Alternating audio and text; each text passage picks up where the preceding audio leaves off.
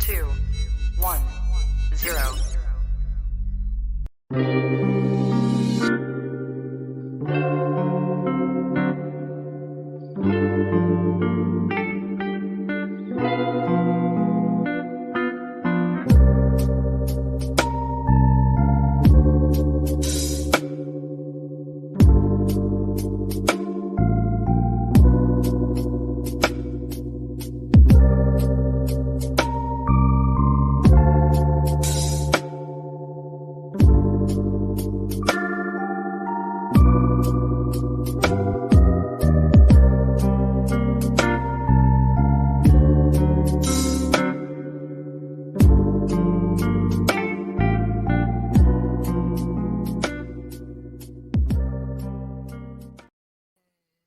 I had to test the mic out. You know, you gotta test it. 1, 2, 3. 1, 2, 3. 1, 2, 3. Can you hear me clearly? I think we're good. Wait. Say it again. Nope. Hello. Hello. It's on. Hey y'all. Woo woo woo. Welcome to the Shine Your Light podcast. Of course, I am your host, Lachelle Hooks. Y'all, I am so excited to be here with you guys today. I'm so excited to be interviewing some beautiful queens to my left and to my right. All right. We got Miss Cut and we got comedian Tika in the building. Yeah. Okay, y'all, I'm gonna be real with y'all. This is my first time actually doing a podcast in front of a live audience. So I'm used to having my claps. So it's really nice to have actual claps in the building. So thankful for that. Right. So thankful for that. So y'all, I'm amongst greats right now. I don't know what camera to look into, Jesus, but I am amongst greatness. And I'm just thankful, so thankful for y'all to be here. So thankful, thank you for queen. having us. Yes. Now let me go ahead and get in y'all business. All right. Amen. Let's do it. Just a little bit. Now I always say everything that we go through in life it's our responsibility to teach somebody else. Mhm. So today we're simply going to talk about y'all journey and some things that y'all have learned, you know, so that we can teach the people. Is that okay? I'm All with right. We're going to have fun while we're doing it too. That's cool. Let's get it. Let's get it. All right. it. Tell too much. Let them use you. Let them use you. Thank you, Lord. Thank you, Lord. So first and foremost, y'all, again, these queens are comedians. They are so much more than that.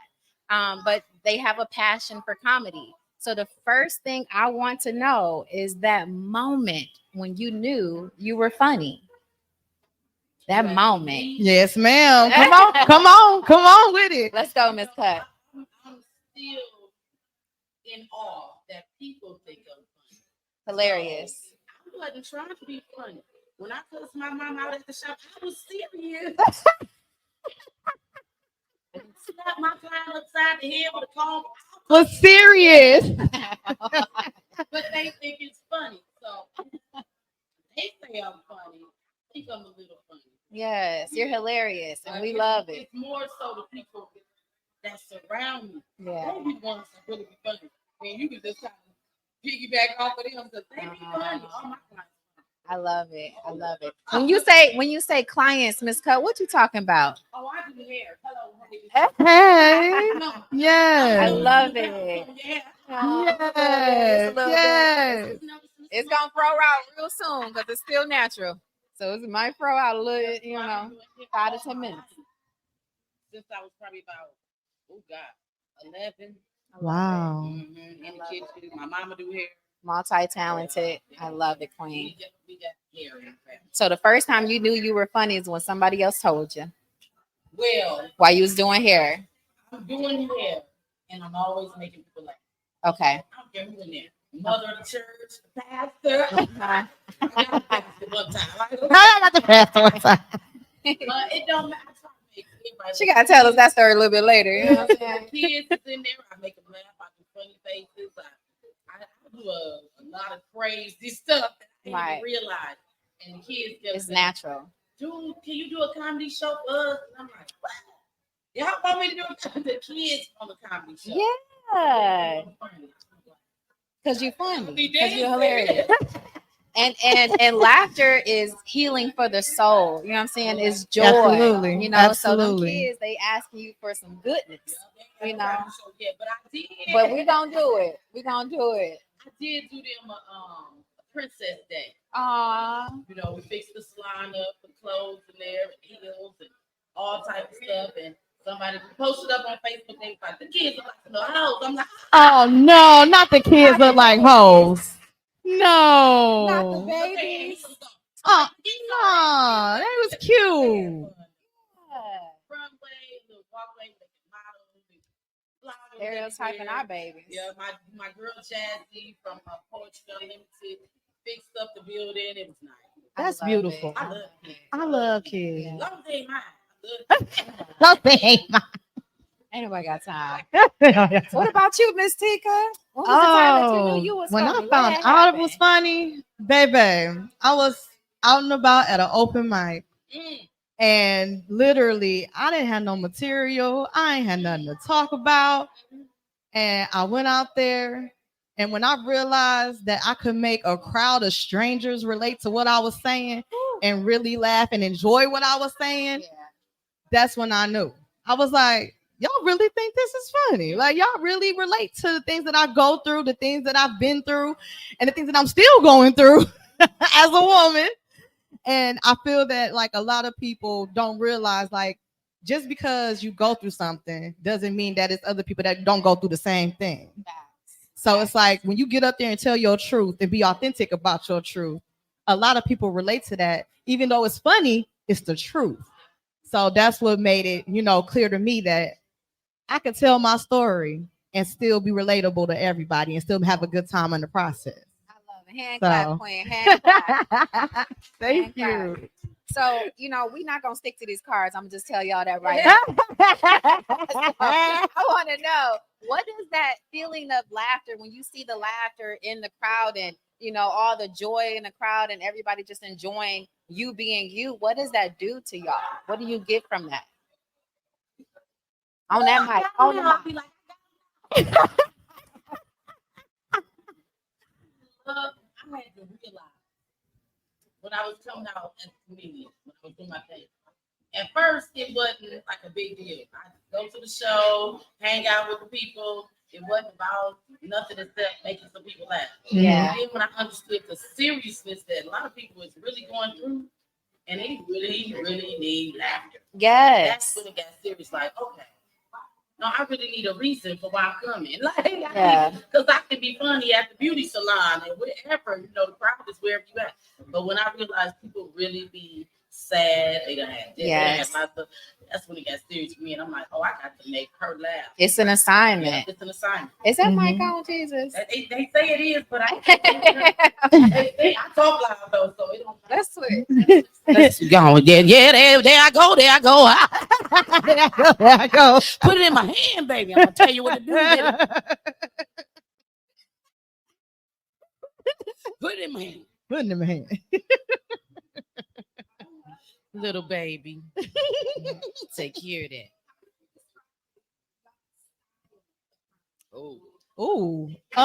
For me, I'm very versatile. I could go anywhere and tell my jokes. I could be with a mixed crowd. I could be with a black crowd. I could be with the Asians. I could be with the Mexicans. I could be with everybody. Because we all can relate to something that we done did. Like, you know what I'm saying? Especially growing up in our era, anybody that's 30s and up, baby, we're going to talk about it. Because this generation is completely different than us in comparison. But at the same time, it's always fun and love and comedy. It's never nothing to take to heart, nothing to take serious. I feel like more people need to learn that the jokes we tell come from our experience and it comes from what we feel and how we feel about it. So if you relate, amazing. If you can't relate, cool. Maybe one day you will. But at this point, I feel like this is for us and the people are willing to open up their arms and accept us for who we are as comics. So what was the question again?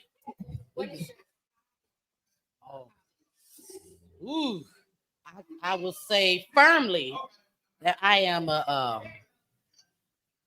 I'm an adult only, Adult only. grown folks only. When I come and the kids be there, I be like, get them kids up out of here. People bring their kids my beauty salon. They put earphones on them. Girl, I be going in. My style of comedy, I think, is edgy. It's a lot of energy. Mhm. It's cool. It's In you your know, face. It's almost matching. What's her name? I love her so much. What is her name? It's like a cool Queen Latifah type of queen type, demand your respect type. We all ladies, we bringing the lady and womanhood up here. I be with the woman stuff, Yeah. and I talk about the men bad. Yeah.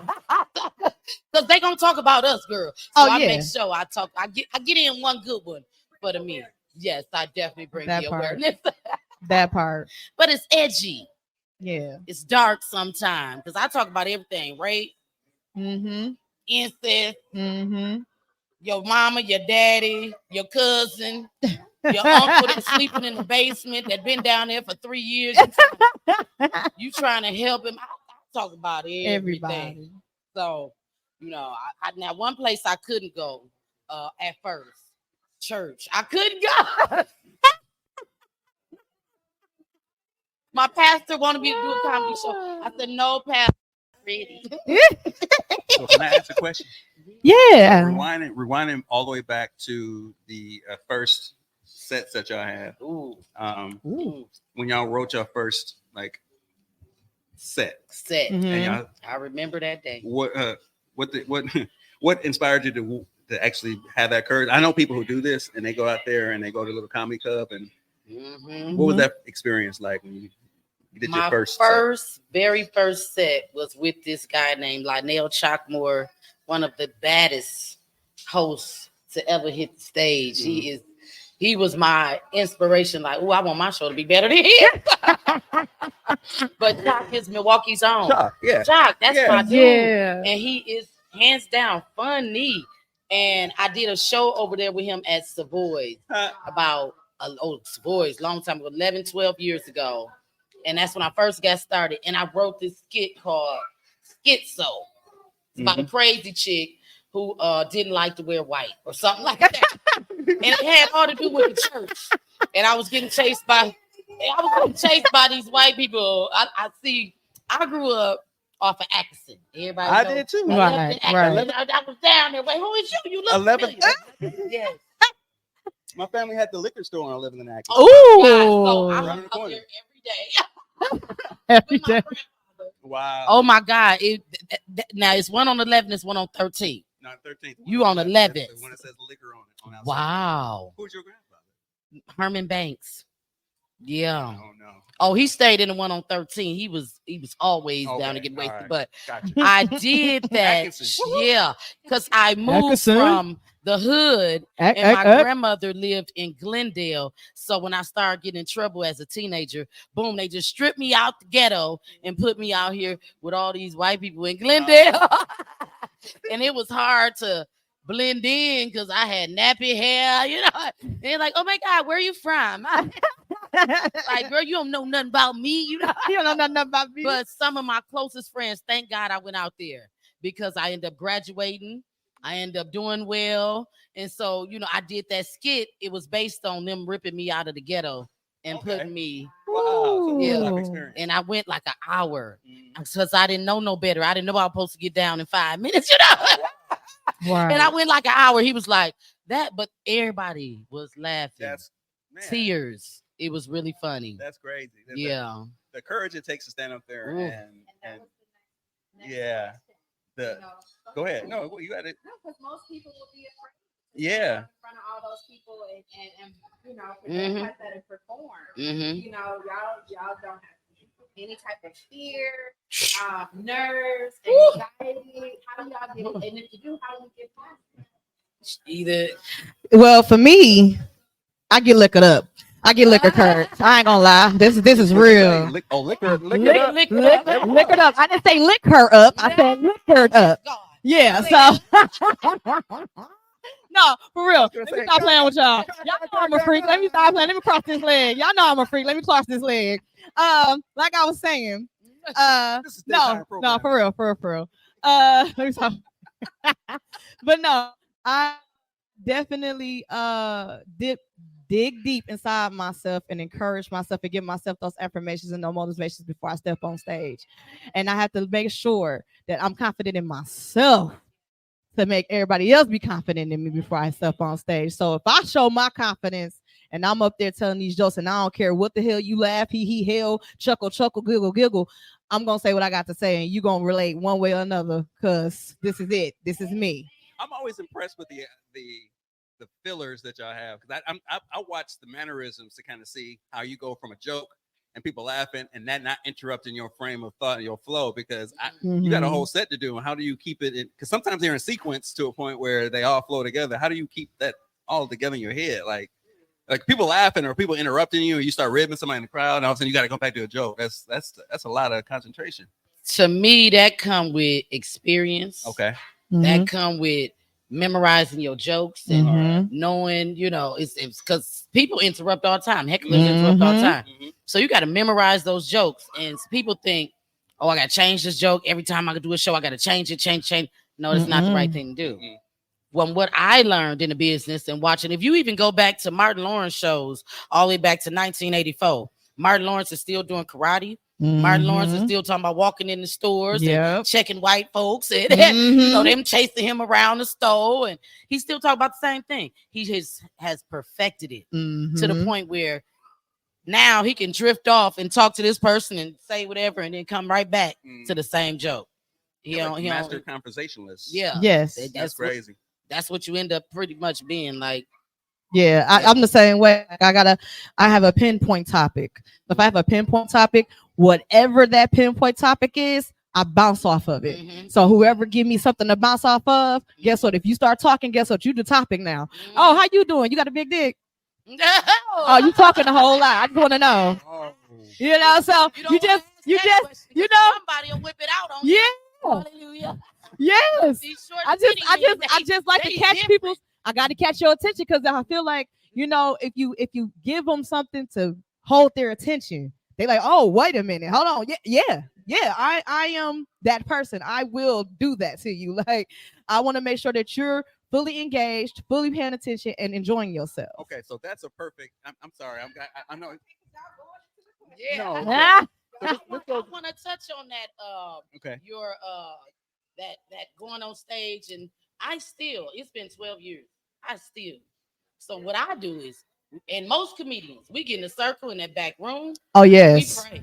Absolutely. Everybody don't know that we be in the back room praying and asking God for clarity and asking God to make sure that the person can understand what you're saying and pray that we can make somebody in the crowd that's upset, we can make them laugh. That's what we pray on in the back. If you ever worked with Kelly Kells or old school, these is prayer warriors, D-Rock. D-Rock, they pray. And absolutely. You see the success.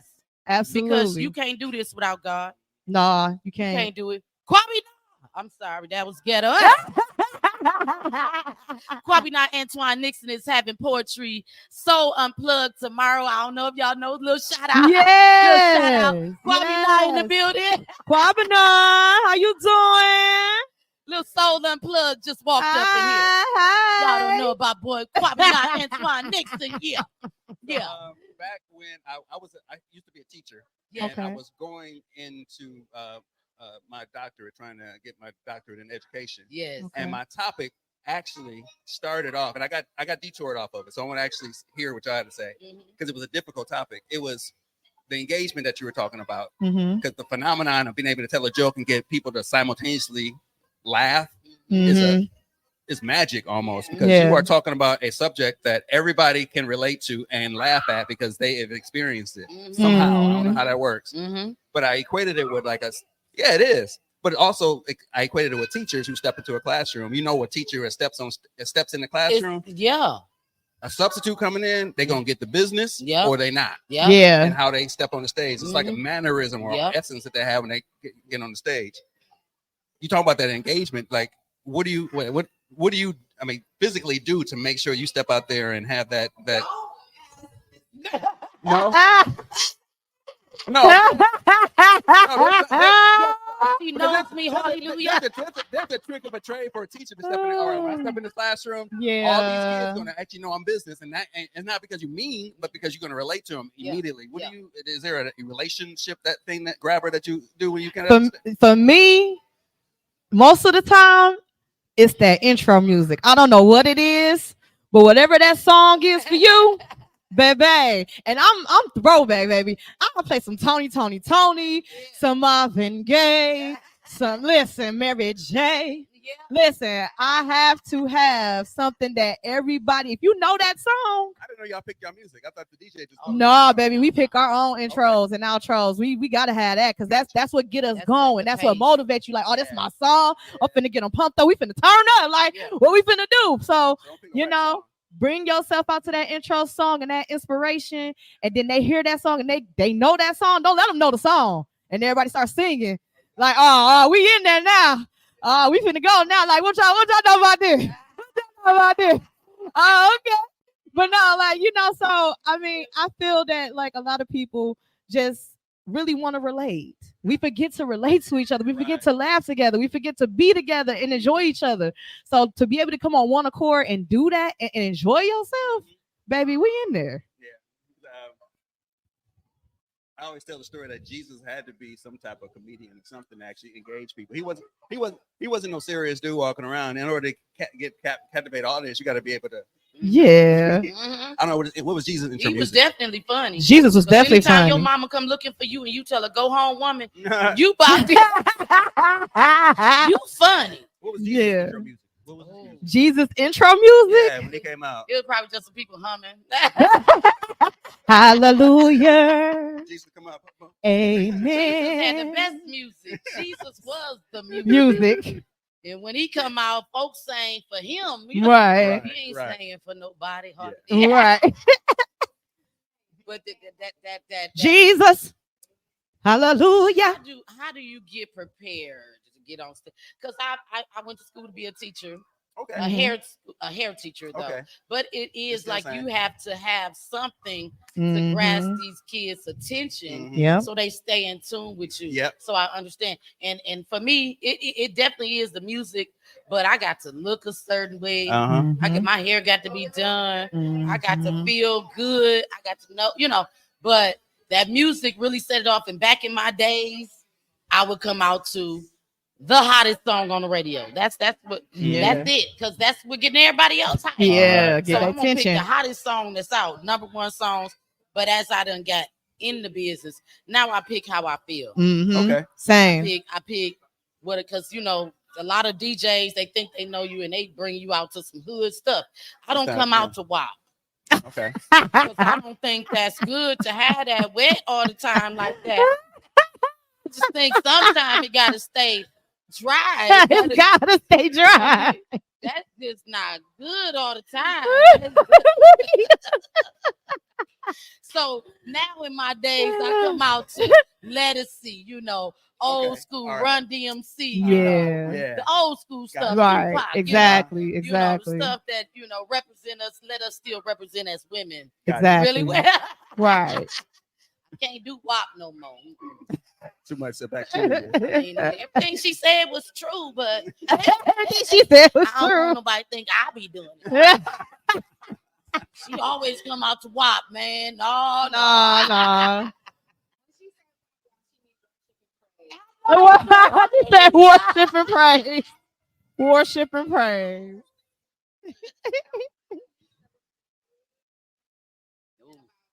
Ooh, baby. Yeah.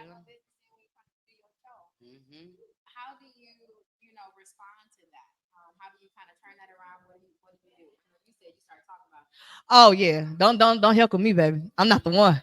I get to talking about them sheets you still got hanging up for curtains. I get to talking about how you still walk to the corner store for 2 cigarettes. You don't do it with me. I come for you. Like I no, but seriously, I take it with a grain of salt because I feel like sometimes everybody not gonna think you funny. Sometimes people not gonna relate. Sometimes people just want to be the center of attention. I'll be like, hey, okay, you the center of attention. What you got to say? Go ahead. We waiting. You entertaining now. You talking, right?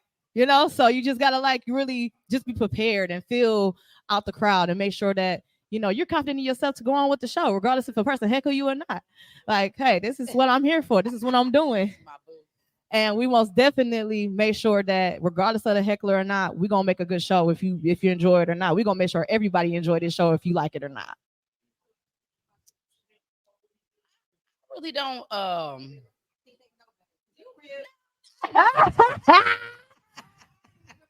Yes. I really don't mess with the I'm sorry. I love your t-shirt. I love your t-shirt. I ain't no crackhead. I try not to. I was taught from some ladies in the business. The heckler, they most of the time they drunk. Yeah. And they want to just throw out some stuff. And you got to be ready for these hecklers. But I try not to mess with them right out the gate. Let them get one off. You don't just go in and just start killing themselves. Let them get one off and you look at them like, all right, then I don't know. Right. I'm do it to you now. And then they kind of chill out. But if they bold and they really drunk, they'll go in on you. Yeah. And once they go in on you, I am going to get you. Yes. Because I have the microphone. Ain't nobody hear what you say. And you drunk, you're not gonna remember nothing you said. No way. And a lot of times they heckling, we want them out. Yeah. Because really you're gonna make me forget my whole set. Yeah. If I really go, then I have no choice but to kill your vibe, Yeah. Because I done forgot my set. So now I gotta get you. Now you my set. Now you my set. You done became the show now. So we get them, but I've never had to really get somebody really bad. I've never done that. Me neither. But if you come for me, I got something for you. Got some hot ones. If I'm gonna get a heckler, I want the heckler to laugh at what I'm saying. Yeah. I don't want to kill the heckler so to where they throw their food, they ready to leave. Waiting for you outside. Yeah, waiting for you outside. Get a Dave Chappelle moment. You know what I'm saying? I don't want none of that. I want the heckler to. When I say whatever I say, I want them to laugh at what I'm saying. Like, yeah, you got me. When I was in the classroom, I would have kids that would try that. Oh, you got to be ready. And I had to be ready. But there were times that they got me. I was like, okay, that's funny. You know Pastor Nichols? He's a teacher. Oh, he gets them. Oh, yeah. Oh, yeah. You remind me of Pastor Nichols. Yeah. Pastor Nichols come in sharp to school every day. He said, y'all ain't going to be able to talk about me about nothing. Clean, I smell good, I'm looking good, and so the kids respect, they don't mess with him. He know how to gun, and he'll take a 30-minute break and get these kids. You said gun. I know you true. Yeah. That's old school right gun, there. Gun. Outside gun. That's the 80s right there. Captain? Are you captain? Captain. Yeah.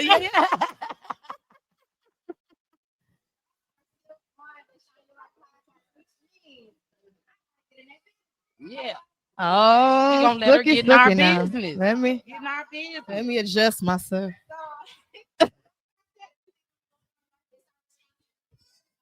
Yes. Yeah.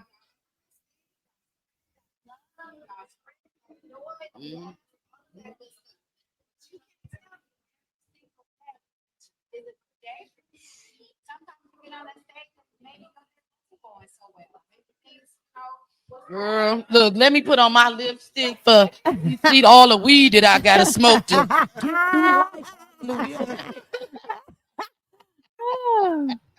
had to cover that up with some lipstick.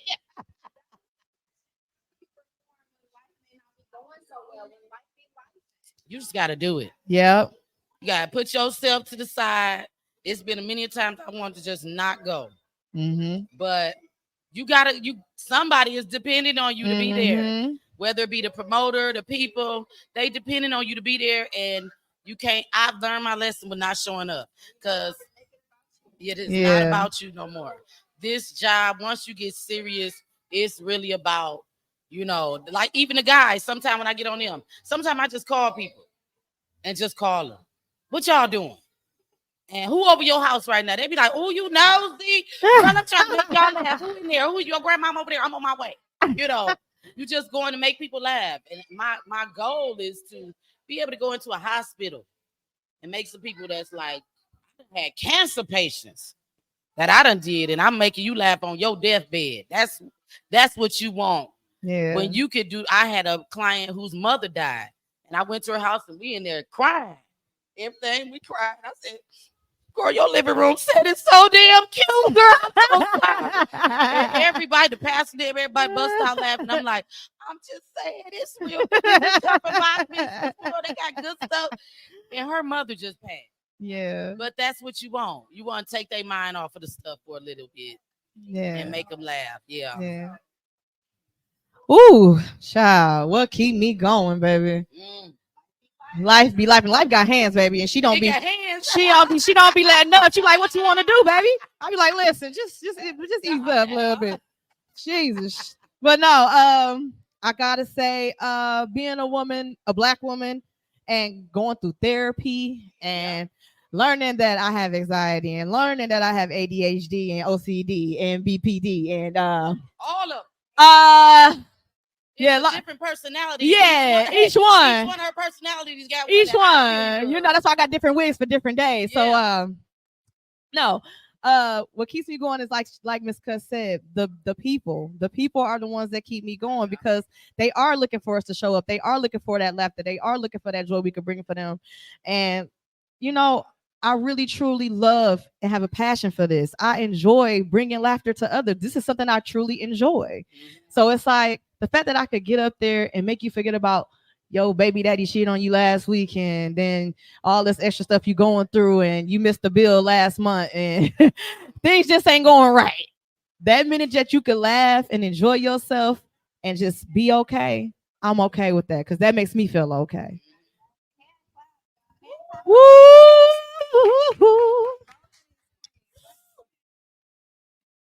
Come on with it, Tommy. Come on, Tommy. So my phone died. Mm. And the questions. I don't have my questions, so I'm freestyling. Freestyle. So you ever go into a moment where it's a wrong time to do that? Like everybody not ready for the joke, and I'm actually remember my blind date you set me on. Mm-hmm. But I was trying to be funny. And the person was like, "You don't know me like that. Why are you trying to be, like that? Have you ever run into that situation trying to be funny and it backfired on you?" I'm funny. I'm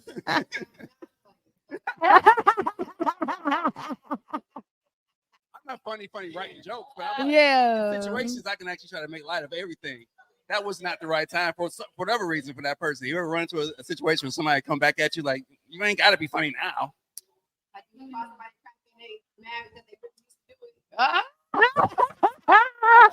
know a crackhead. Don't bring up my I know a crackhead when I see one. Look, I talk to people. I'm like my mama. I talk to people at the grocery store in the line and hold the line up. And everybody in line laugh because I done said something in the line. Or if the person in front of me is moving too slow, I talk to the people behind me like, ain't she going slow? Oh my God. Girl. It makes them laugh. Yeah. So I ain't never really had a situation where they say it's the wrong time for that. Because I don't joke with everybody. Same. I joke with my clients, with my mom and them, people who know me. The people who don't know me will get offended. Yeah, I did a show the other day and they introduced me like, don't get offended. I'm like, why you gotta say that? But I ain't never really had it happen because I try to pick and choose. Oh, you know, so it's just me. fight my battles. You know, I be trying to pick and choose. Oh no, it did happen. Okay. Yeah. Let's talk about my comedian friend Daryl Hill had his throat came loose. You remember when we was I remember. I was there. I was there. This has never happened to somebody. He was standing in line and his throat started coming loose. And they had to rush him to the hospital. So, of course, that's my guy. I went to go see him. And he was just laying in the bed. And he had got better. And they built him a whole new throat. I said, oh, you good now. Oh, you real good now. That throat's strong. That throat's strong. That neck strong. And his wife was at a show one time. Yeah. Oh Lord, and I was talking about how I went to go visit him and how he was slobbing and stuff, and how I was gonna climb up there, girl. And she was like, Ah. Oh, girl, I'm sorry. Yeah, I'm sorry. But that's my friend. Yeah. And he started with me. We go back 12 years. Right. So, to me, I could joke with him about Yeah, that. Daryl's OG. No matter what, nigga, I was at the hospital to see you. Exactly. You know what I'm saying? Exactly. I'm here wiping the slide from your damn mouth. You ain't my man. And we've been close ever since then. Me, him, and his wife. They good people. That's the only time. Okay, so it's not me. No, it's not true. It's not true. It ain't just you. Oh, I have definitely had moments when people's like, "Oh, for real? You doing this? Oh, we doing this right now?" Yeah, we doing this right now. But no, I haven't really had any moments where a person like that ain't the time for that right now, or because I'm a big vibe person. I'll go off of people vibes. So I like to feel like, okay, is this person in the mood for a little laughter? Is this person like going through something? What's going on? So if I feel like I got an opening segue to just kind of like get a little giggle out you, don't give me that little giggle, because then I got you.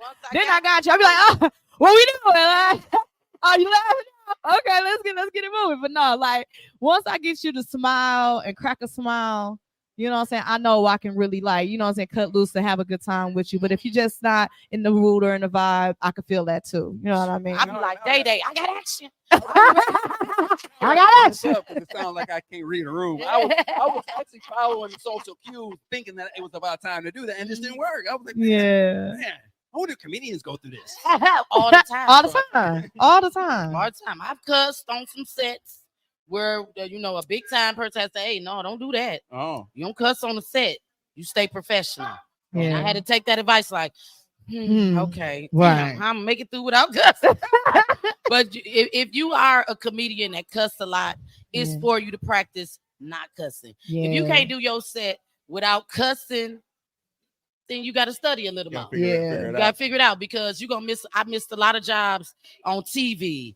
A couple of shows that big churches call you for, and they want you to not cuss. Matter of fact, I got one coming up. I'm practicing for right now. She don't want no cussing. Yeah. So and that was something I had to work on, because me too. I was working on the cussing, and I'm like, oh, I can't say certain words. if you get prepared, and you study that joke, and you practice it, and you walking around your house and you saying it out loud. Yeah. This is what T-Dot told me. T-Dot is Milwaukee's own. Yeah, T-Dot. Like, T-Dot Kingsby, we like you, baby. He walks around his house and he just be saying the jokes out loud. Sometimes the kids laugh at him. If you can get the kids laughing. Yeah. So you got to study that joke so you don't cuss. Because you got to replace that F word with something else. My mama say shuck it. Yeah. And so now when I'm on stage, I be like, shuck it. Now everybody in the audience saying shuck it. And I'm like, that's still a cuss word. Just change one word. So while you're out and performing, are there any times where you notice a big time comedian watching your set? Yeah. And how does that affect you on your set? You gotta look. It's like back in the day when I saw a girl I liked, I started doing a flip. Like, I can do this. When you hear a person say your joke and you know this your joke, you will get pissed. Wow. Yeah. But you can't patent no jokes. You can't, so people can come out and say your jokes if they want to.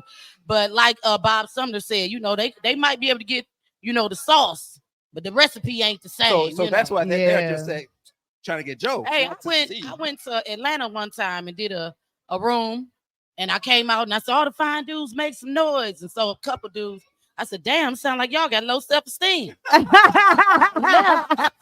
From that set and went to another set, and the guy who was hosting the set that I did the first time was also hosting the second set. And he got right up there and did my show. I was like, and he opened up with, all the brothers in the building make some noise. I don't say nothing no more because I learned my lesson. I did that. Hating on a fellow comedian when y'all should be working together, and then you get mad because she said something you said, and you just what girl? I know, but women talk about a lot of the same things a lot. Same. So you're not gonna have it where only I talk about it. Yeah. No, Right. everybody talk about it. Sorry, but everybody talk about it. Right. We had a big time comedian came here some years ago when Kelly Kells did a show down at the Riverside, and the lady took her behind the stage and I heard you got a good joke about woo woo, and she told her if you do that joke, I'm gonna slander your whole name. I said, bitch, I did my shit. I don't give a damn. But you gotta respect the game. Yeah. Respect the people that came before you. So if she said don't do the joke, Don't do the joke. I'm sorry. Why did she tell her not to do the joke? because it was better than her joke. Oh. And she's the headliner. You can't outshine the headliner. And if you do, I mean, it's all good if you do. But you You're ain't gonna no get more it. shows. But those are, you gotta go through some stuff because she gonna remember you outshined her. It's a whole culture I'm not even Yeah. aware of. You can't outshine the headline. I mean, you supposed to Yeah. shine, but Yeah. when you know that the headliner's coming to you personally about some stuff Mhm. and say, hey, don't do that joke. You wouldn't go on Monique's show and do fat girl jokes because that's Monique's shit. Right. yeah. You see what I'm saying? It ain't to say that you can't do it nowhere Right. else. You just can't do it here tonight. There's a story of Barry Gordy calling Gladys Knight, telling her to pipe down on the tour because she was outshining Diana Ross. Mm-hmm.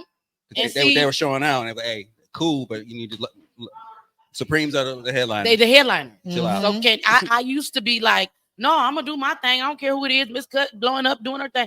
And as I got further in the game, you Mhm. start realizing, don't do that. Right, Yeah. right. I seen somebody do it to Rodney Perry here, and it was disgusting. Like Um, Rodney Perry had the whole last 45 minutes, and the dude that came on before him did like 40, and that's disrespectful. Yeah. wow. You had 20 minutes, and you went 20 minutes over your set. That's not cool. Yeah. yeah. That's not cool. Yeah. And I love me some Rodney Perry. I Mm. love Rodney Perry. He's one of the coolest Hey, in the game. Shout out to Tone. Tone got me some repass green beans. The repass green beans are not go to the funerals to get the I just want to see what it looking like because you said it green He beans. said, you know? right. He said repass green the beans. I wanna repass. It's see. specifically the green beans you get at the repass. Oh, The meat in it, okay. you know. yeah, those is. Yeah. Yeah. Me and her both like, oh. Somebody grandmama made them. Invite- Somebody, We get them the invite me to the funeral. oh. Okay. Yeah. Invite me to the funeral. somebody grandmama made them.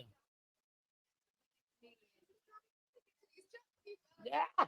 I'm sorry. I got, Tommy giving it to us. I'm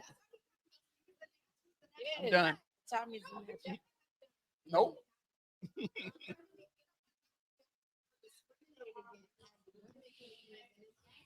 Absolutely. Only because everybody thinks that comedy is a male dominated entertainment business. And they only think that males can be funny. Listen, females are funny. Women are funny. If anything, we're funnier because we are able to not only involve ourselves and our families and our friends, but we talk about everything.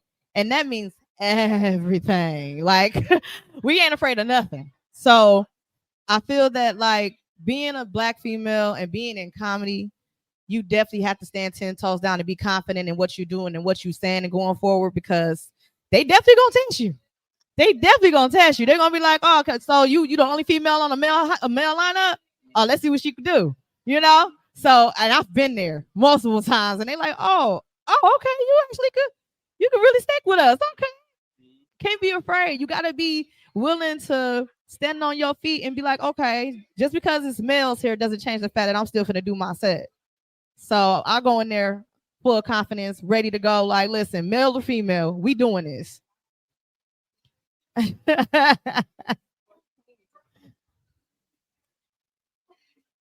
I wouldn't say discriminated against because first of all, I'm an entrepreneur.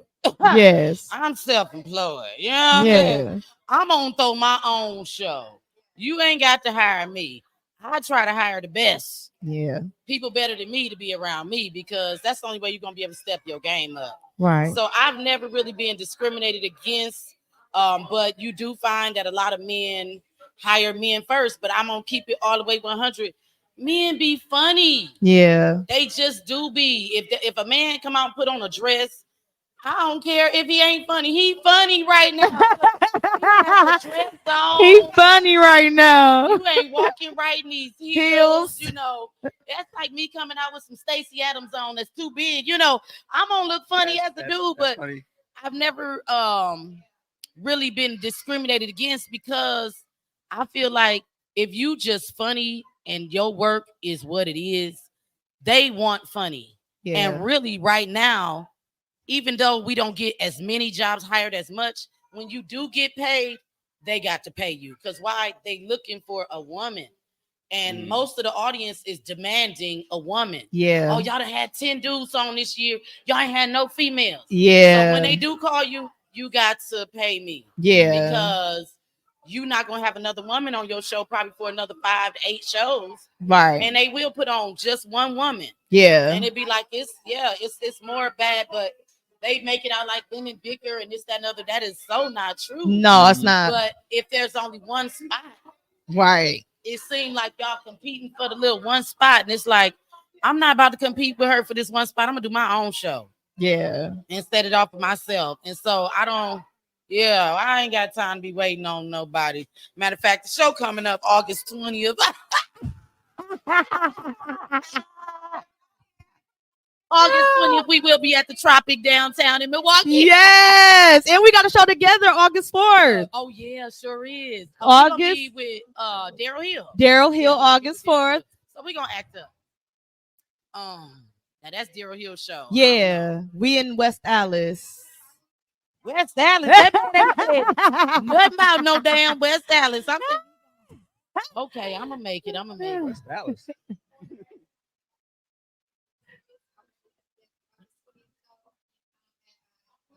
Yep, at the Tropic. Yep, 7 p.m. Where's the Tropic? I don't even know where the Tropic Right is. next to Browns. Right next to Brownstone. Oh, okay. Yeah, right next Gotcha. door. Gotcha. Yeah. I know exactly there. Yeah. It's gonna be lit. All right. My comedian Abanye gonna be so funny. Lord Jesus, he funny. Mm-hmm.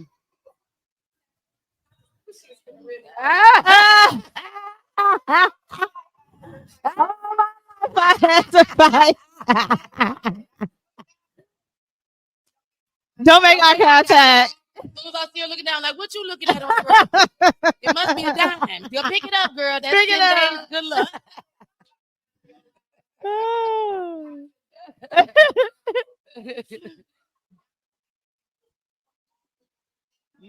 Nope. He said, no. Trying to be like my phone. Thank you. Mm-hmm. Mhm. No, not a Tommy problem. laid Not- Thank you for whenever coming, ask. Tommy. Yeah.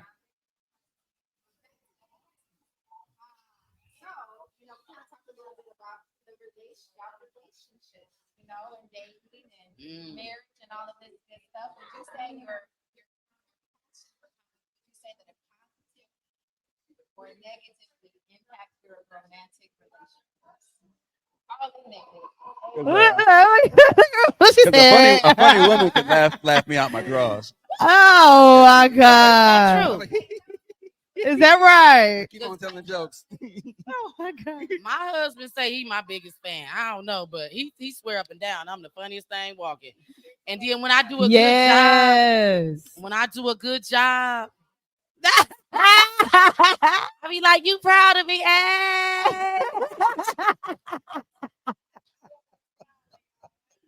Right.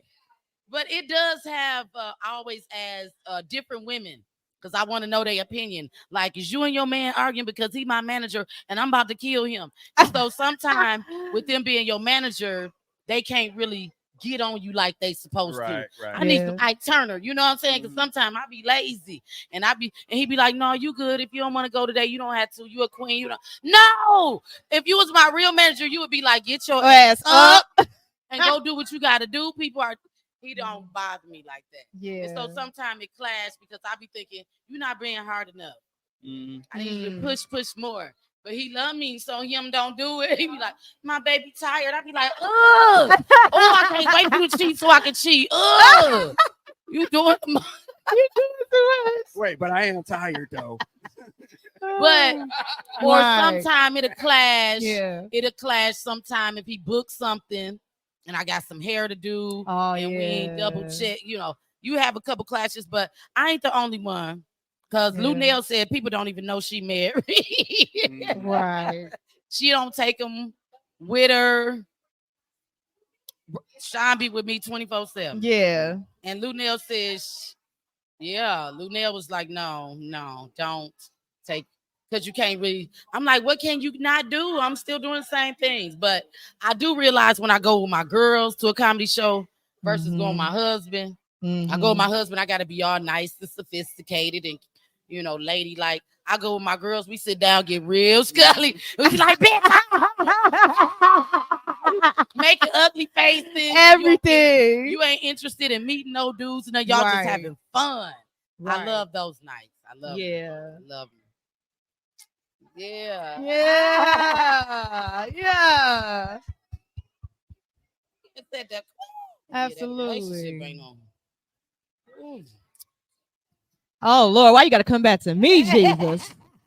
All right, so everybody know that knows me know that I was in a previous relationship and it did clash because the person that I was with wasn't confident in themselves.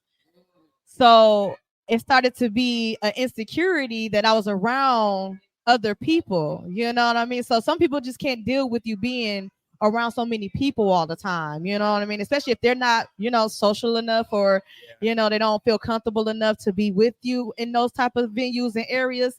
Then they start to think like, oh, hey, what's going on here? Like, no, it's just, this is the things I get into. I'm around people all the time. I'm talking to people all the time. I'm networking, things like that. So it did become an issue. So that was the past. This is now. So now, right now, I recently just started back dating after a year of self-care and self-love and all that good stuff. Shout out to self-love and self-care. Y'all go and do that. Make sure y'all do that because that's important. But yes, after a year of self-love and self-care, I just recently started back dating, and I have found a person who supports me fully, supports it 100%. He like, look, you in comedy. This is entertainment. I can't get mad when you're around people. I can't get mad when you're entertaining. I can't get mad that you're pursuing your dreams. Oh, thank you, Jesus. So I'm dead. So because it's important to have a strong support system, a strong man. Yeah, that too. A strong supporter. Whoever your mate is, they got to be completely down. It's just like a rap star. When he trying to get his way to the top, it's gonna be some times where he ain't got no money. Yeah. Where he do feel like he gonna just say, forget it, I don't want to do. I have stopped doing comedy at least 7 times. At least. Yeah. And that's like once every other year. So I'm like, I don't want to do it anymore. I don't do it anymore. And my husband always, no, you funny. He always come. And you funny, no, you just getting down on yourself. Or no, you didn't do a 10-10. Everybody wasn't falling out the chair, but it was still a good show. Yeah. I want that show to be banging every time. Every single time. But it don't always work out that way. You got some of the best that went out there and bombed. Yeah, true. So when you bomb the first time I got booed, girl, you ain't hearing me. The first time I got booed. You talking about go home, get under the covers, cover your head. My husband, like, she is really depressed. I stayed in the bed for 3 days. I was just depressed, like I'm not as good as I thought. And everybody was and you go through that and you feel like you did so bad. And then one person call you and then you back like, Day, I got action. But that's how we be though. And I found out it wasn't just me. No. It's so many people that go home, they beat themselves up. I seen one of the baddest comedians go stand in the corner. Yeah. And just shut all the way down. Yeah. And so I was just like, wow, he one of the coldest. And so when it happened to me, I was devastated. But then the second time I got booed, I did get booed too. And the second time, but after that second time, I said, Sean, I will never, ever get booed again. Ever. Yeah. Not booed. Yeah. Because that means you are completely and this was way in the beginning of my career, but you forget what you're talking about, then you try to make up some. It's best just get down. Do you know what triggered the boo? Do you know what triggered it? For me, it's always somebody who's sitting in the front who not laughing. That throws me off. Oh God, it makes me sick. Especially, and it don't be the people that don't know me. It's like my best friend. Like, bitch, I know you heard these jokes before. She sitting in the front like that was the same one from last time. And I'm like, you throwing me off, so go in the back. Yeah. But you gonna have a person. No, I mean, as far as when you got booed, do you remember reflecting back on that situation? Was there something in their set that actually, like, what? Well, first of all, I was up at Brooklyn's. Remember, it was Brooklyn. Right. Finally, and I came out to the New York. So, hello, Brooklyn. How you doing? Oh, I thought it was dope, but it was not. It was not. so many dudes in there, and I came out with a 2-headed dildo, and I kept rocking it. I couldn't leave this at home. This my baby right here. I couldn't leave this at And he was like, boo. Oh, they was mad. They felt Insecure. so- Insecure. But when the men get out and they talk about women, Uh-huh. we're not allowed to feel some type of way. Way. We're supposed to laugh about it. And Yeah. you talked about how her toes curled up and her wig came off when you was doing and we just supposed to take it. Yeah. So I have made it my business, my mission to talk about a man every time. I'm gonna get the ladies be kicking me up. Tell her to do it, yeah. He's so skinny he can shit in a hot sauce bottle. Girl, look at him.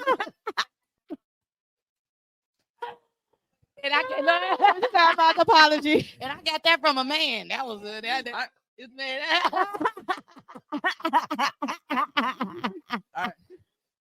I'm not gonna count that one as a boo, though. I'm not gonna count that one as a boo. It's not, but usually when I start going, the men start shutting down. You can see them shrinking. They start going like this.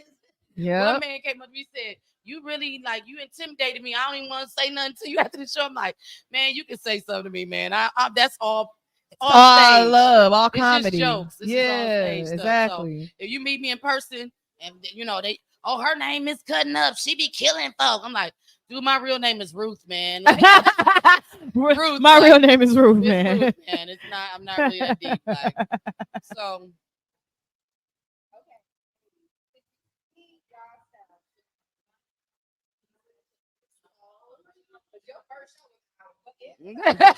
Yeah.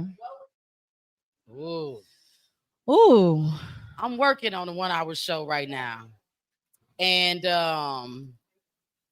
it's called I don't even want to put it out, but I'm finna take it on a tour, and it's called Ignorant as Fuck. Ignorant as Fuck. That's what it's gonna be called. And it's the tagline is, was it something I said? And it's definitely gonna be something I said. Yeah. Was it something I said? So I love that. That's what I'm working on, because D-Rock, I don't know if y'all know, he got his little special on Tubi. Yes, D-Rock. Shout out to D-Rock. Yes, don't ban me. Look Don't it up ban me. because it is hilarious. Yes, and D-Rock is always down to help. So Absolutely. I'm like, D-Rock, I need to get on there. Tubi giving everybody a shot. I'm like, I need my shot. Shoot. Come on, Toad, the Tubi. I'm trying to get like Bronny. I'm trying to get my shot. You know what I'm Yeah, saying? that part. Hey, if you get us on Tubi, I'm on my way, baby. I'm coming right down. Yes. I'm with all that, but I think it's time for a 1-hour special. I could go an hour of nonstop funny stuff. Yeah. So I want to do it. So I already got my stage mapped out. My name come down in diamonds. Everything is they come down in diamonds. going down. Yeah. I think it's so much potential for women. It Although is. it seems like it's like the door is always, it's not. Yeah. It's not. You just got to get out and start traveling, because the name of the game is to get people to see your comedy. Yeah. The greatest thing I've seen is the little excerpts and reels and stuff on TikTok and Facebook. I see a lot more women comedians and doing their little snippets out there, and there are a lot of women that are hilarious that you don't even hear about. Yeah. Do you take advantage of the social media content? No. And that's the crazy part, because everybody like, you got to do social media. They pushing it because it's such a popular thing right now. But I grew up on original stand-up comedy in front of a live audience, and that is what it was. That was stand-up for me. Eddie Murphy Raw, Bernie Mac, it goes on. And it's like, these are the originators, and I want to do it the original way. I don't want to just transcend over to social media right away. I might get into it one day, but I really love the true art form of comedy. That's what I love. I love and respect the true art form. A lot of my people always say, oh, you need to do more social media. You need to do more of this. I just don't be feeling comfortable all the time. Yeah. So I could do movies. I done wrote a movie. I done I done did it all, you know, plays. Yeah. But I just don't. I'm like sitting right in front of my telephone, like, yeah. Yeah. Like, I just feel like I'm talking to the phone, and I'm like, oh, I just don't. It's like not the it. same. It's You did do a movie. I know. I remember. You did we did Civilian Life. Civilian Life with Role-play. Ruben. Yeah, I did the soundtrack for Role Play. Oh, I did the soundtrack for Role dude, Play. the soundtrack. See, Yeah. and he didn't never really. You didn't push it. I put pushed a it. lot of work, and it was all act. I kept asking him for the Role-play. soundtrack. The soundtrack was all artists from Milwaukee. Yeah. Wow. All the artists from Milwaukee. Yep. It was growing. We had a Yep. Growing Nation song. We Yep. had what else? We had Role play was good. we had Strick. We had it was all kind of people. It on was there. What was the name of the movie? The movie was called Role Role Play. Play. T. Kingsby played the lead man. Kelly Kills played the lead woman, and I played this gay dyke chick. You say you That did was Kelly movies? Kills' friend. Role play. I gotta So, see yeah, that. Yeah, good. they It's on. you You know, can swap. look it up now on what Tubi. I think it's on Tubi. Oh, is it? Yeah, It, you ma- can it look made it to DVD at one point. It did Yeah, make it it was to DVD. Nice. DVD. Yeah, Now they DVD. got it on Tubi or Mhm. one of them. You can look it up. Role play. And Dope. Yeah, I gotta watch and that. Civilian I Life, got yeah. to. Civilian I Life got was to. good. Civilian Life was good. That's where we had all the stars really coming Right, in. right. And that was our second one or third one doing Mhm. with Ruben. Right. That was You nice. were- you were but he leading there, never right? he didn't really push it. Weren't you the lead in that? Yep, I was Yeah, the lead. I yeah. was the lead, and Lamar Tate played my husband. Right, Yep, right. Yep, that was dope. And that's where Mel Jackson, who was the one who told me don't be cussing on the set. Mel Jackson is the bomb, and he played like my sergeant. Rodney Perry was in it. Guy Torrey was in it. Right. It was a lot of nice people in there. I forgot who that guy was, and the light skinned dude. I can't remember his name. Who, Mel Jackson? Is that Mel Jackson? That was Mel. The Yeah. one who played, who said, "Oh, Cola had the nice shape." Coca-Cola from he was in Soul Food. Yeah. Soul Food, Yeah. yeah. What yeah, got- he played yeah. my sergeant. Yeah. Yeah. We always be on point. Hello. You need a support system. You Harley. need a support system. Right. I told him, I said, when I'm listening stuff, just scream it out. Shoot. They can. Mm-hmm. And Civilian Life. Civilian Life, you can't look up yet. They never uploaded. Oh, right, yeah. Well, So you had can to go put- on my website, and then you can see it there. Okay. Yeah, you can see it on my website. Yeah, it was premiering, and I never saw it after that. The Yeah. premiere was lit. It was Yeah. nice. MissCutnup.com, MSCUTNUP.com. Shout out to Yeah. Ruben Whitmore. It's my friend. Yeah. Yeah.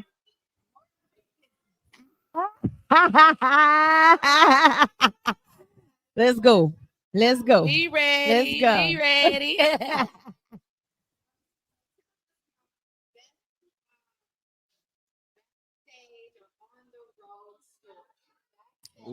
Ooh. Ooh. You gonna hand it over to me? You go, Hannah. You go. I'm just gonna go ahead and be real. Some comics can't leave their personal life at the door. Some comics bring their personal life to the show. You know what I mean? So sometimes you might be backstage and you hear somebody on the phone with their BM or BD or whoever they with or whatever, going crazy. Like, hey man, I'm at a show. Why you calling me right now? You know I'm trying to get my money. I'm trying to get my business right. You know. So I think the most craziest moment I probably had was when there was a young comic that was just starting out, and she was backstage and she was trying to get herself together. And I'm like, okay, girl, you got this. And she's like, yeah, I got this. Baby, do you know she packed that bag and left? Wait. She didn't have it. She didn't. Cause I was really trying to prep talk her like, yeah, baby, you got this. Like we gonna go out here, we're gonna make these people laugh, we're gonna get it together, we're gonna do this. Baby, I literally went and got a drink and came back. Baby, I went in that room. I was like, y'all know what other comic went? They was like, she left. I said, what? Like, she just didn't say nothing, no bye, no, see you later, no, like, yeah. And I think she just got so choked up and scared when it was her time to just go ahead and do it that she just, she was like, it was fight or flight. I feel it. It was fight or I flight. feel And she was like, you know what? I'm taking flight. I'm not doing this. It's I can't do it yet. I'm not ready. So I get it. But I was really trying to like motivate her because we definitely need that motivation sometimes, and have somebody there to say, hey, you could do this. You got this. Go out there and do it, you know? So when she just up and left, I was like, dang, I tried to keep sis here. Like sis left on me. Like, but that was my craziest moment. I was like, wow, she really just disappeared on me. She didn't say no, she cut. Yeah, she got up out of there. I was like, baby. What you got, Miss Scott? Something crazy that happened backstage or with some. Okay, so I was in a competition at a Comics Rock competition. Okay. Happens out in LA every year. And I was scared to death. And I don't know if y'all watched this movie called Something Like a Business. You ever seen that with Martin Lawrence, and they had the midget that Martin Lawrence was a writer or something like that. Okay, anyway, one of these big time stars was in there. So I'm in LA and I was just nervous, but I wanted some of the stars was next door at like this cigar bar. The cigar bar was lit. Dudes was everywhere. It was going down. It was money. And so I seen the dude from Something Like a Business. And I walked over to him and I was like, hey, I'm just a little black girl from the hood trying to come up. You know what I'm saying? I'm finna do a comedy show and I'm finna win. Come next door and watch my show. So he kind of looked at me like, I said, come on now, brother. Bro, you know. Bro. He was like, go ask my wife. I said, where's she at? He said, there she got. I said, oh, you ain't said nothing but a thing. I rose with the ladies. Wow. I walked right over. I said, hey, sister girl. Hey, sister girl. I'm gonna need you to come next door and watch the sister show because I'm just a little black girl from the hood trying to blow up. You know what I'm saying? And she looked at me. She must feel some type of. She said, we gonna come. So I said, oh, okay, I'm so excited. So I went on back across the way. And I'm getting ready to go up. I'm nervous. I'm walking around like, oh my God. It's Kim Whitley is here. Wow. I mean, it's going down. What's her name who took over the show for Wendy Williams was there. And when I say look like money, smell like money, I was like, Sherry. Sherry, bitch, is that you? I was ghetto as ever. She said Sherry. But Sherry was cool. Sherry turned around like, and so Sherry was so cool, and so they was all there, and it's my time to go up. I was the last person. Oh wow. What's her name opened up for me? Tiffany Haddish opened up for me. Oh yeah. That was my first time meeting Tiffany Haddish, and she wasn't like big time in, and so you know, of course, I thought I was stuff. So I'm looking at her like, you ain't doing nothing. I ain't doing. But Tiffany was cool. Yeah. She was cool, and I ended up winning that night. Lunel, Hope Flood. It was Comics Rock Convention. I won, so I got to go on a trip with Lunel and Hope Flood, like a little tour or whatever. Okay, so I go on a tour with them. Girl, I killed the show. It was killed. I walked in, I was head to toe shocked, and Lunel said, "You better be funny with all this cute shit. You got." I was like, I'm gonna be funny. And I was funny, and they took me out to eat or whatever to the Waffle House. And Lunel, you know, I had one eyelash hanging off. It was the end of the night. I was tired, and we were just talking, but I wasn't crazy miscut. I'm old. I'm like, girl, this shit is 10 o'clock. It's 11 o'clock. I'm ready to go to sleep. And when I say Lunel and Hope Flood treated me like shit, oh God, wow. They were so. It was the best time of my life. I couldn't believe it. They were just killing my soul like this bitch eyelash hanging on. It was so fun. I was just like, they killing my soul, but I was too tired to respond. I'm like, I got back to the hotel like, bitch, why you ain't tell me my eyelashes? She said, oh, we talked about you bad. Oh my God. But it was the best time. It was in love. It was the best time. Lunel is one of the sweetest comedians, one of the dopest females to ever hit any stage. A lot of people be sleeping on Lunel, but that heifer is funny. Lunel is hilarious. Lunel is hilarious. She and is Hope hilarious. Flood and her is best friends, and they both hilarious. Yeah, they was funny. Yeah. Ooh. I would have to say find your niche. Find what works best for you and work on it, perfect it. Keep practicing. Don't ever stop. because the minute you fall out, you got to pick back up where you left off at. So it's kind of like you got to keep it going and keep it consistent. Always be confident in yourself and in what you do, because a lot of people second guess themselves so much, but you really got it. You really, really do have it. You just have to really push yourself to do it and stick to it. So, like I said before, be confident, stick to what you want to stick to, make sure that you're happy with what you want to do, and just go for it.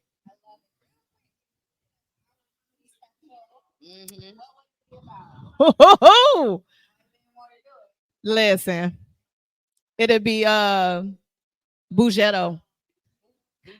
Cause I'm bougie and ghetto. Like I'm a little bit of both. I'm Bougetto. Like I do a little bit of everything. I'm classy, but I'm sassy. I'm ratchet, but I'm sexy. I give you a little bit of something, a little. But no, I gotta, get a little toss right there. I don't want to show too much, but you know what's going on. But y'all know the vibes. But no, I will talk about, coming up in comedy, enjoying comedy, love, life, relationships, my kids. My kids are hilarious. I talk about them all the time. I love them. They special, but I love my kids, But I will talk about everything that I deal with as a Black woman and being a Black woman. And it's all things that we can relate to. And it's all things that we find hilarious because, this is the things we deal with on a daily basis. So, like, I would definitely make sure everybody know, like, it's okay to just be you and be authentically you. And that would be my special. OG, come on, original. My best shows have been when I have fun.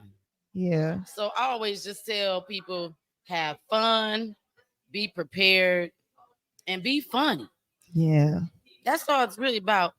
The reason why people came to see you is because you was fun before you started doing comedy. That's the only reason why they come to see you. True. So you got to have fun. If you not bring your people out to have fun, you can make it happen, but it ain't gonna be their best time. Mm-hmm. My best shows have been when I came through the door.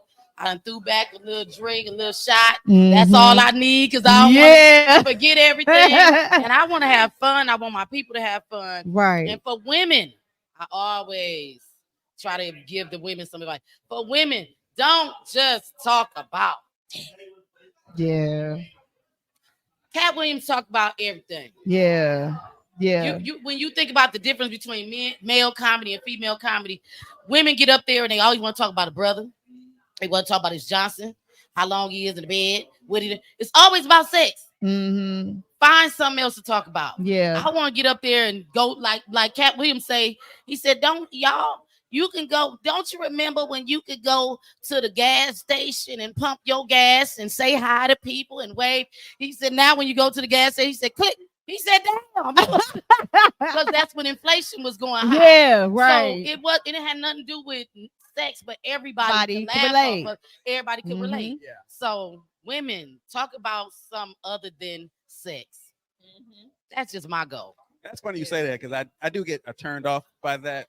Yeah. I mean, even when male comedians Somebody want to hear about it all the time. All the time. Like, it's funny to throw it in there and move on to something else. Yeah. But that's your whole set. It's like, all right. Yeah, you got to bounce. You got to. Yeah. I be want to talk about politics, sports, or especially the men in sports and basketball. Oh my God, all the messed up haircuts. I want to go in. Like, dude, just cut it, fam. Like, don't try to spray paint it in. Cut it. I can tell you winding down, but real quick. How do you time the jokes? I have been and seen shows where people tell a joke and it's funny and they push it a little bit longer. I'm like, all right, it was funny. Now move on to the next one. How do you know when it's to move on to the next when you're in your set?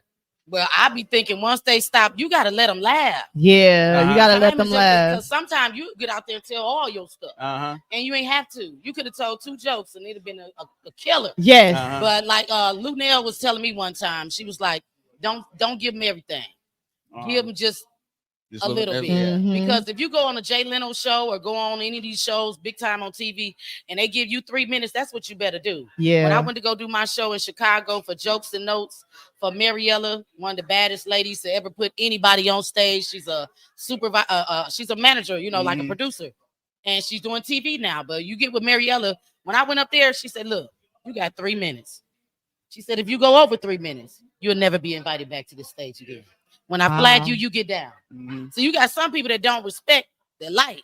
Yeah. So you got to get down when it's your time to get down. So I try so hard to memorize how long. You got to time it. You got to time it. Yeah. You really got to time how long you're going to be talking. You got to know how long that joke going to. That's the hardest part. Yeah, it is. That's the hardest part about becoming a real stand-up comedian. Anybody can get up there and just talk crazy. Yeah. And we can talk crazy and look at that. You know, we can all get up there and do that. Everybody funny to me. But when you got that timing down and they say 10 minutes and you see Wildcat and them and all these guys get up there and they do exactly 10. Yeah. Like, how did you measure? Yeah. But now I start getting to know how long a joke take me because I record my stuff. Yeah. I go back and I watch it. Sean, how long did I do? You supposed to do 15 minutes. You did 14 minutes and 30 seconds. Oh, that was close. Okay. But you can't do that on Jay Leno. You got to do exactly 15 minutes. Yeah. You got to know when to stop it. And then sometimes they give you the light. So the light lets you know you got 2 minutes left. Yeah. So you got to look. New comedians don't know to look for the light. Yeah. They just get up there and start doing their thing. And new people who produce the shows don't know to tell them. True. Look for the light. Yeah. When you see the light, you got 2 minutes left. Okay. Yeah, that's like the signal. They don't really. If you got a new room and a new show opening and you really ain't got no experience, but you got a whole lot of audience coming, you don't know that's why I be getting out of whack. Right. Next, you know, you got people ready to fight on stage because somebody done took up their time. Right. Because you didn't know when to cut it off. So you got to time your stuff. You got to time it. Okay. Yeah. That was good question. That was a good shot, Tommy. Good to the mind. Go, Tommy. Go, Tommy. Go, Tommy. I just did celebrate my birthday. Happy birthday. Happy birthday.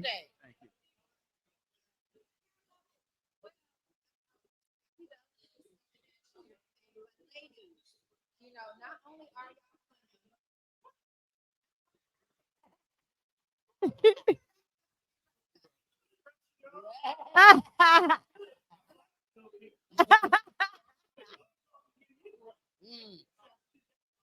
okay,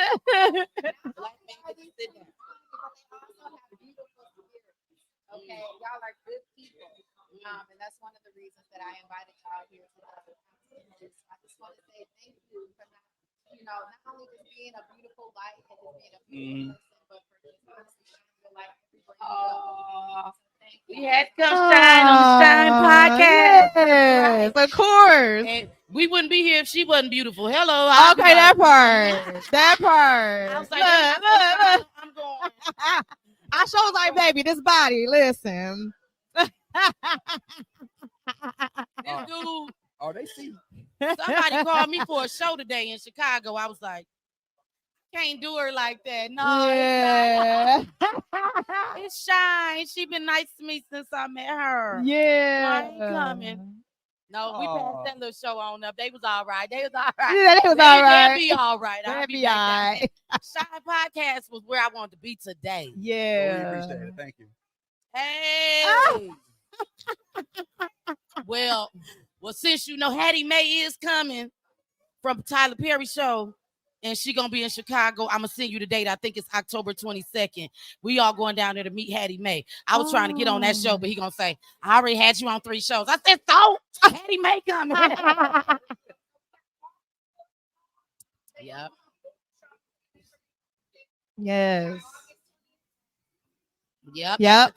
At topic. Yes, down what is it? What's the address? True 15 Water Street. That's Water. on Water Street. Yep. Yes. It's called Tropic. No, I don't. It's an honor to be here. I'm glad you invited me to be here. Top here. It is the Tropic with great Jamaican food, with a great cook. Oh my God. Oh my God. Oh my God. I appreciate being a part of this. I thank you for inviting me to be a part. I'm actually a producer, and she makes me sit and be her co-host. You did good. You did good. Yeah. You asked a good question. Yeah. Mm-hmm. I appreciate it. Thank you. No problem. Yes. I'm not as packaged up and polished as you are with your spirit. Yeah. No, the phone died on my way here. I was like, "Ooh."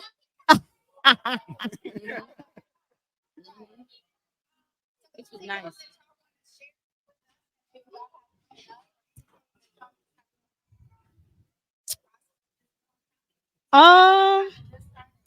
Yeah.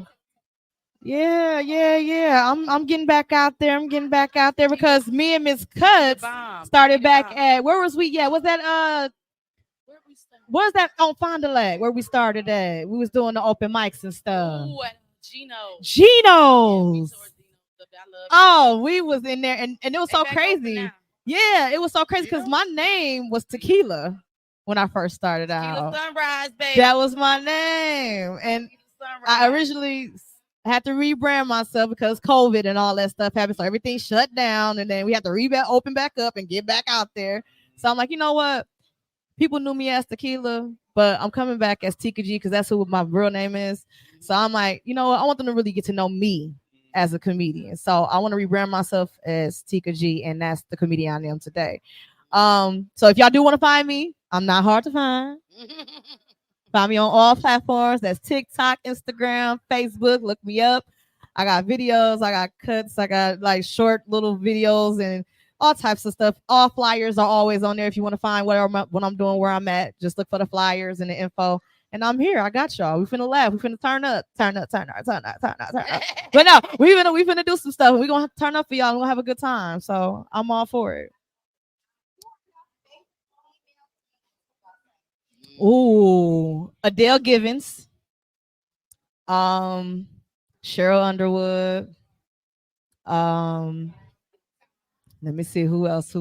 I do like Tiffany Haddish, of course. Let me see. Let me name Momo. Who else do I like watching? Miss Cuss, of course. And then Monique. Yeah, I love Monique, especially when she first started coming out and really like doing her big one. I was like, okay, she got it. Cause the first thing that I could always remember from her was that I'm sick of you skinny bitches. And that's when I was like, you know what? I want to gain some weight now. You know, like that made me want to cack little pounds. You know what I'm saying? I want to get a little thick out here because, you know, it was definitely motivating to see a Black woman be happy and super confident in herself and just go out there and give it to the world. And I was like, I love that. Yes. So, yeah, shout out to the female comics out there. Most definitely, because we trying, we doing it. So I can go be producer right now. I think I saw those outside.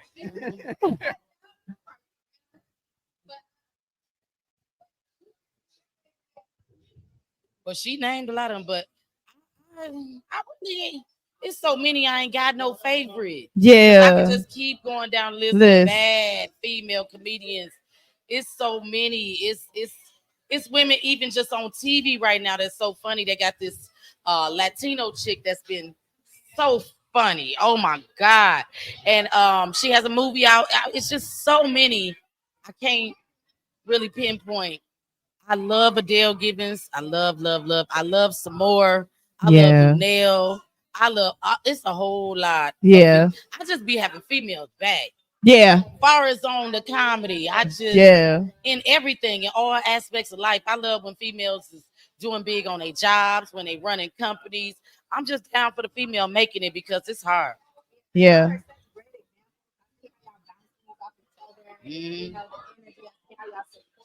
Mm-hmm.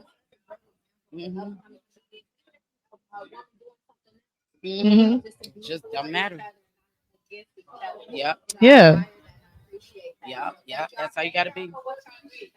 Absolutely.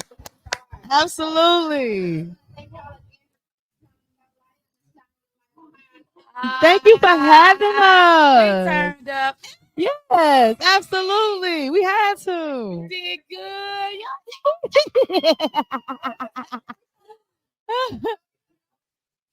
It's so good. Is that still going? It's still going. Let's keep the party moving. See Shine your light.